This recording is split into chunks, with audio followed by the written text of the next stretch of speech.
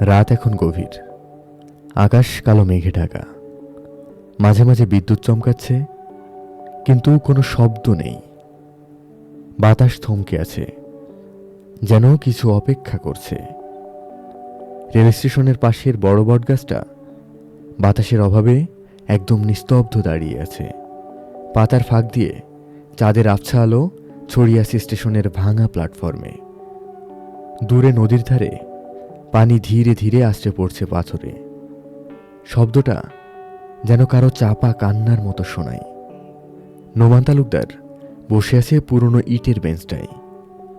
তার চারপাশে যেন এক অলিখিত শূন্যতা। ধুলো জমে থাকা প্ল্যাটফর্ম, ধ্বংস হয়ে যাওয়া ছাউনি, মাটিতে ভেঙে পড়া সাইনবোর্ড, সবকিছুতেই কেবল পরিত্যক্ততার গন্ধ। তার হাতে পুরনো একটা চিঠি। কাগজ হলদেটে হয়ে গেছে, কিন্তু অক্ষরগুলো এখনো স্পষ্ট। আজও নীলফানুষ উঠবে কি? হঠাৎ বাতাস বইতে শুরু করলো। ধুলোমাখা পাতাগুলো এলোমেলো হয়ে উড়ে গিয়ে প্ল্যাটফর্মে পড়ে। নোমানের মনে হলো চারপাশের বাতাসে কেউ নিঃশ্বাস ফেলছে। কেউ কি ঠিক তার পাশেই দাঁড়িয়ে আছে? স্মৃতির দরজা খুলে যায়। একদিন এমনই এক রাতে জান্নাত বলেছিল, তুমি কি জানো, কিছু মানুষ কখনো পুরোপুরি হারিয়ে যায় না। নোমান তাকিয়েছিল তার চোখে, সেই গভীর দৃষ্টি যেখানে অপেক্ষার রং লেগেছিল, না বলা কথার ওজন ছিল। কেন? জান্নাত চুপ করেছিল কিছুক্ষণ, তারপর বলেছিল, তারা রয়ে যায় বাতাসে, আলোয়, রাতের শব্দহীনতায়। সেদিনও বাতাস ছিল এমন থমথমে। নদীর ওপারে জ্যোৎস্না ছিল, তবু জান্নাতের চোখের গভীরে যেন আরেক রকম অন্ধকার ছিল, যা নোমান কখনো বুঝতে পারেনি। সেই রাতে নীলফানুষ ওড়েনি। বর্তমানের রাত। নোমান গভীর নিঃশ্বাস নেয়। আকাশটা হঠাৎ একটু একটু করে পরিষ্কার হচ্ছে। মেঘ সরে গিয়ে চাঁদের আলো পড়ছে স্টেশনের ধুলোমাখা রেল লাইনে। এত বছর পরও এই নির্জন স্টেশনে দাঁড়ালে মনে হয় জান্নাত এখনো আছে।